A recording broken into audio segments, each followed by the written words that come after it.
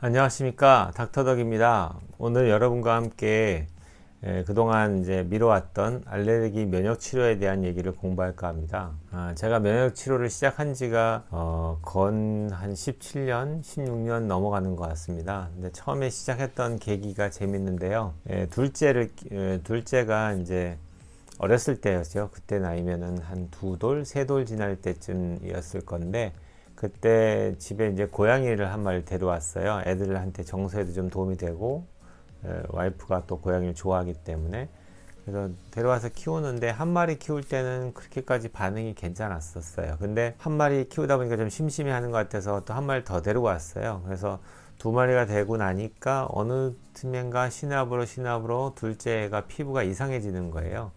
그래서 피부가 막 면역 반응이 막 일어나면서 막 아토피가 심하게 뒤집어지고 막 이런데, 치료를 열심히 약물로 해보니까 치료가 안 되더라고요. 그래서 약물에 대한 어떤 치료에 대한 문제는 한계가 있구나, 그때 이제 깨달았고, 이제 그 원인을 찾기 위한 여러 가지 검사도 해보니까 아니다 다를까 이제 고양이가 이제 항원이 나온 거죠. 그래서 이제 고양이를 어떻게 치료해야 되냐, 이걸 이제 처음에 생각하면서 이제 면역 치료를 공부하게 됐죠. 그래서 서울에는 뭐 유수한 알러지 학회를 쫓아다니면서 한 15년 동안 열심히 공부했던 것 같아요. 그래서 지금은 애들도 저희 집에 지금 고양이 3마리 키우고 있는데, 뭐 애들 다 멀쩡하게 문제가 없고요. 치료를 다 했기 때문에. 그래서 일단 그걸 기반으로 해서 제가 공부를 하게 됐다는 게 참 아이러니하죠.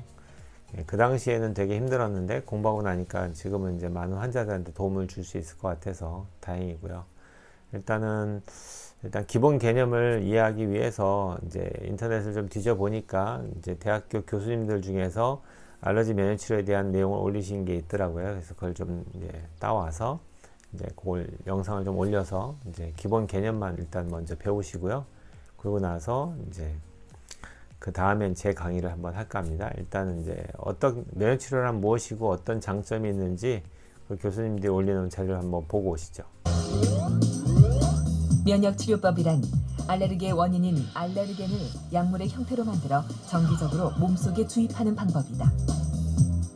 주입한 약물을 통해 우리 몸엔 알레르겐에 대한 항체가 생겨 다시 원인 물질인 알레르겐에 노출되더라도 알레르기에 대한 반응이 나타나지 않거나 경미하게 되는 치료법이다.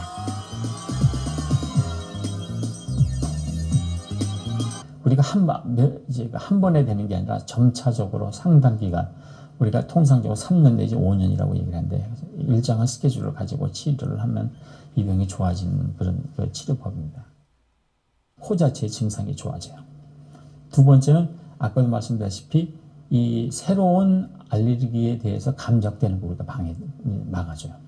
세 번째는 이게 이제 알레르기 행진이라고 해서 밖으로 번집니다. 코 알레르기 비염이 결막염이 되고 천식이 되고 피부염이 되고 이걸 막아줘요. 국소화시키는 거고.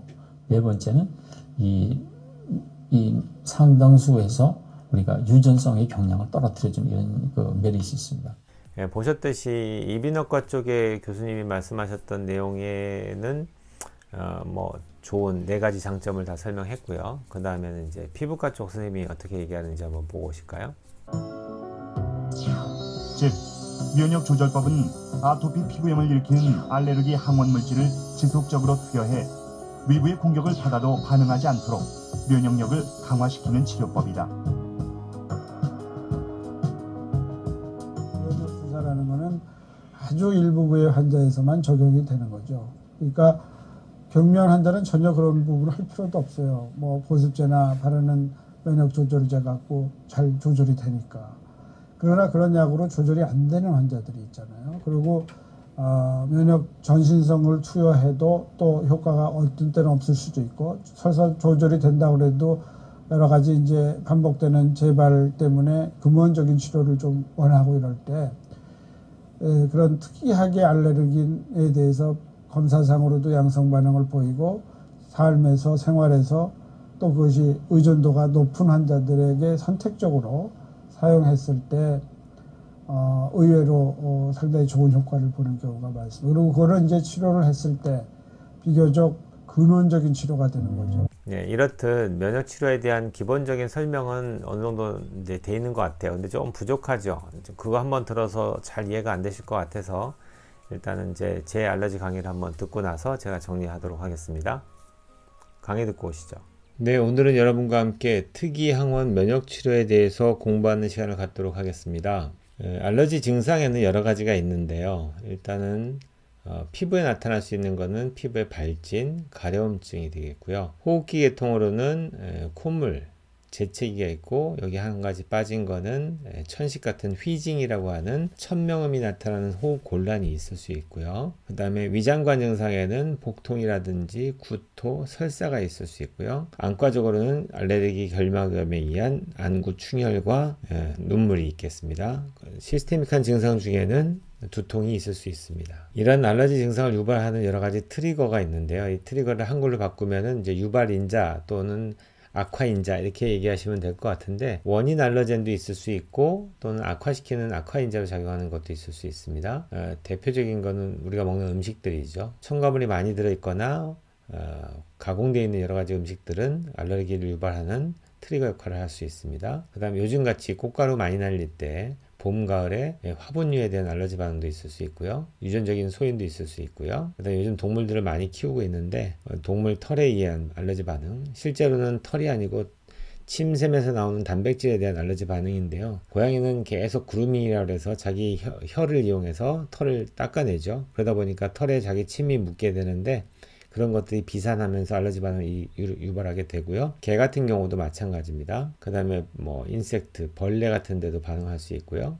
그 다음에는 우리가 잘 간과하고 있는 집안에서 사용하는 여러 가지 세제라든지 케미칼들이 영향을 줄 수도 있습니다. 그 다음에 우리가 먹는 약도 역시 트리거 역할을 할 수가 있고요. 정신적인 스트레스 마찬가지고요. 더스트, 먼지 같은 경우는 집먼지 진드기가 워낙 많다 보니까 여기 들어가 있는 것 같습니다. 그럼 이런 알러지의 원인에 의해 생길 수 있는 여러 가지 증상들을 치료하기 위한 알레르기 정복을 어떻게 해야 될까? 이건 제가 만든 자료인데 이 집이라고 생각하시면 됩니다. 이 집을 짓는데 뭐 하나가 빠진다고 이 집이 완성되는 게 아니라 이 모든 한 단계, 두 단계 이렇게 해서 5단계의 이 모든 파트들이 다 필요하다고 이해하시면 됩니다.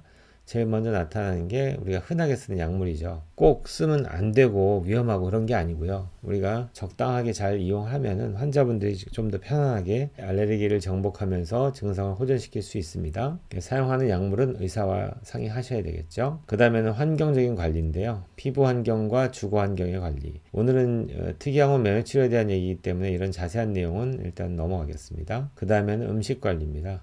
아무거나 드시면 안 되겠죠. 당연히 첨가물이 적게 들어있는 것, 가공되지 않은 것, 이런 것 위주로 드셔야 됩니다. 그 다음에 영양관리인데요. 흔히들 간과하고 있는 비타민이라든지 유산균, 오메가3 이런 것들을 충분하게 섭취해 주시는 것들이 우리 알레르기를 정복하는 데 도움이 됩니다. 그래서 이런 비타민에 관련된 내용들은 제가 이미 전 강의에서 다 말씀드렸기 때문에 앞에 강의했던 자료를 다 공부하시면 좋을 것 같습니다.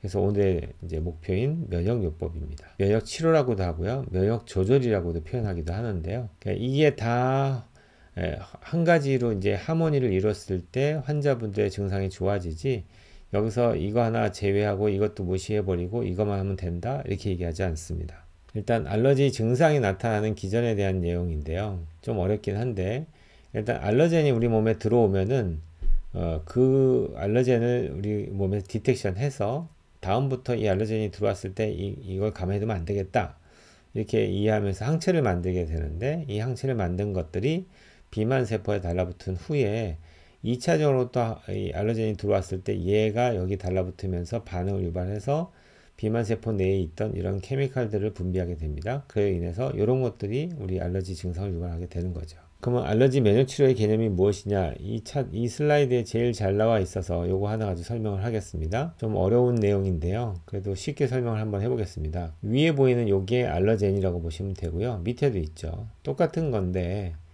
이 알러젠이 우리 몸에 들어왔을 때 이거에 독일어로 표시되어 있는데 이게 일상적인 폭로 농도를 얘기합니다.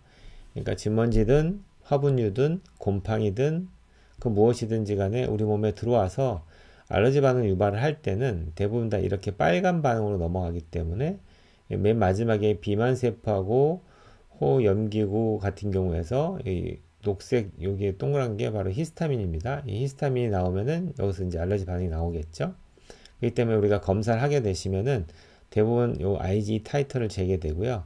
요 호상구 숫자 2호는 에오시노필이라 해서 호상구인데 호상구의 숫자나 IG 면역 글로불린 IgE를 측정하게 됩니다. 이런 거는 좀 쉽게 검사할 수 있기 때문인데요. 이걸 검사해서 이게 많을 때는 이제 알러지로 판단하게 됩니다. 근데 똑같은 알러젠인데 위에는 일상적인 농도에 폭로됐을 때는 이게 빨간색 반응을 가지만 재밌는 거는 고농도로 폭로됐을 때는 얘가 빨간색으로 가지 않고 파란색으로 갑니다. 제가 볼 때는 이게 이제 하나님의 창조 섭리인데 만약에 우리가 이런 반응이 우리 몸에서 일어나고 있을 때 심각하게 우리 몸에서 이제 힘들어지거든요. 심지어는 호흡곤란도 오고 피부 발진에 아주 심한 경우에는 우리 외국 같은 경우에는 땅콩 알러지 때문에 사망하는 환자들이 되게 많거든요. 그렇듯이 이게 일반적인 농도에도 이런 반응을 보이는데 만약에 고농도가 폭로됐을 때 이 반응으로 가버리면 사람이 살아남을 수가 없어요. 그렇기 때문에 똑같은 항원인데도 불구하고 고농도가 폭로됐을 때는 이걸 갖다가 일로 보내지 않고 일로 보내게끔 하나님이 만드신 것 같아요. 우리 몸을. 그래서 고농도에 폭로됐을 때는 우리 몸을 보호하는 기전으로 그거에 대한 기량항체를 만들게 만드셨고요. 저농도에 폭로됐을 때는 이게 알러지 반응으로 넘어가서 너가 지금 몸에 안 좋은 게 들어오고 있으니까 이걸 유념해서 안 들어오게 관리를 해야 돼 라고 알려주는 하나의 시그널, 워닝 사인으로 보는 거죠. 지극히 저의 개인적인 생각입니다. 이것은. 그래서 이제 알러젠 이뮤노테라피라 해서 아까 얘기했던 특이항원 면역치료를 했을 때 얻어지는 장점인데요. 첫 번째, 잘 모르겠습니다. 쉬리가 가끔 이상한 짓을 합니다. 우선 T 림포사이트에 대한 영향을 주게 되는데요. 여기서 알러젠 스페시픽 프로리퍼레이션을 이게 다운시키죠. 억제하죠. 그러니까 알러젠의 특이 항원에 대한 어떤 증식들을 억제해 주게 되고요. Thelper2 사이토카인도 낮춰줍니다. 이 Thelper2 사이토카인이 아까 얘기했던 이 Thelper2 여기 있죠. 그러니까 빨간색으로 가는 반응을 낮춰주는 역할을 합니다.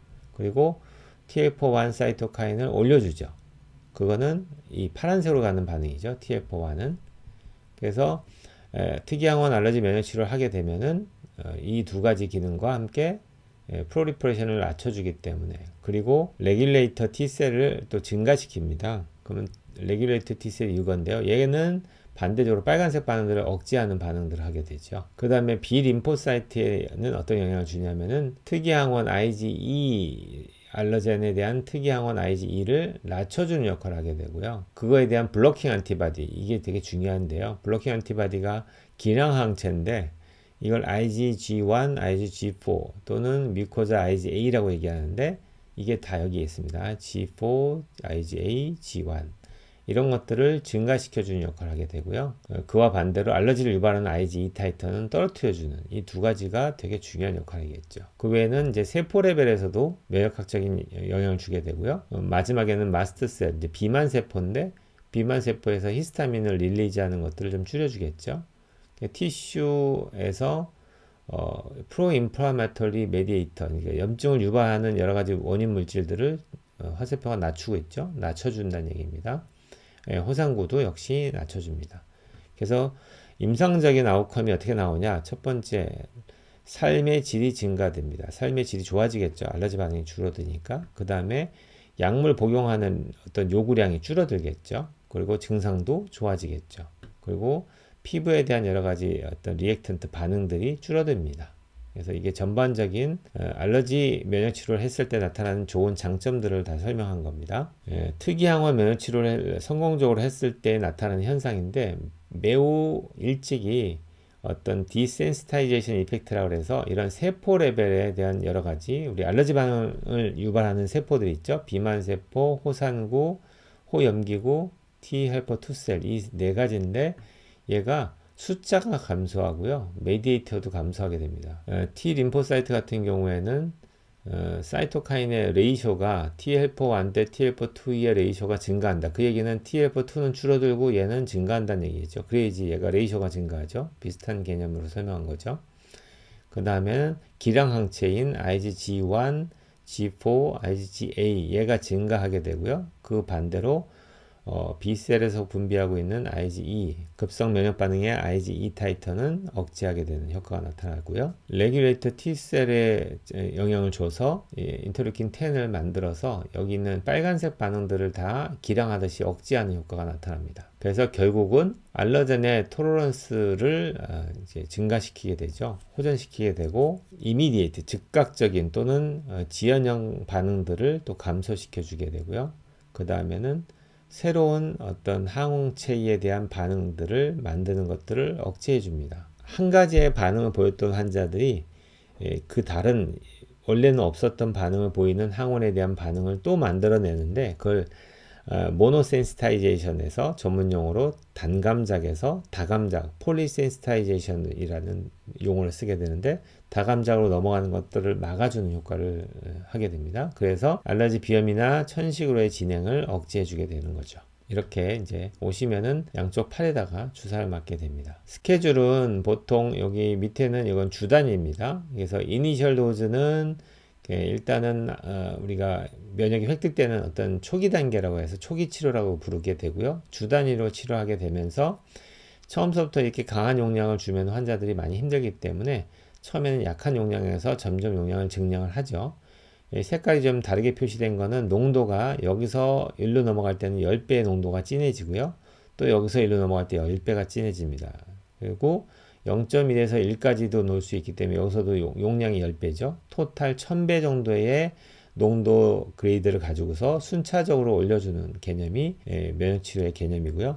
이때는 대략 한 4에서 길게는 6개월도 걸리게 되고요. 환자에 따라서는 초기요법이 끝나고 나서는 메인티넌스 트리트먼트를 해서 이제 유지요법은 4에서 6주 간격으로 이제 한 달에 한 번꼴로 병원에 오시게 되죠. 그렇게 해서 대략적으로 2년 반 정도 치료하게 됩니다. 대략적으로 해서 전체 기간은 한 3년 정도 잡습니다. 그래서 빌드업 단계가 초기요법 단계인데 알러젠은 이제 투여하는 단계를 이제 주 단위로 투여해서 어느 정도 빌드업이 되고 나면은 유지는 한 달에 한 번꼴로 해서 여기는 2년에서 5년 잡고 있죠. 그렇게 했을 때 심텀이 점점 줄어든다고 보는데 증상인데요. 대략적으로 봤을 때 제 경험 10년 넘게 면역치료를 해본 경험으로는 대략적으로는 한 6개월에서 8개월 사이에는 거의 다 증상이 다 사라집니다. 그렇게 되고 나머지는 더 치료한다고 더 좋아지는 게 아니라 좋아진 상태를 유지하고 평생 이 면역 상태를 유지할 수 있는 능력을 키워주는 어떤 단계라고 보시면 됩니다. 네, 오늘 여기까지 공부하겠습니다.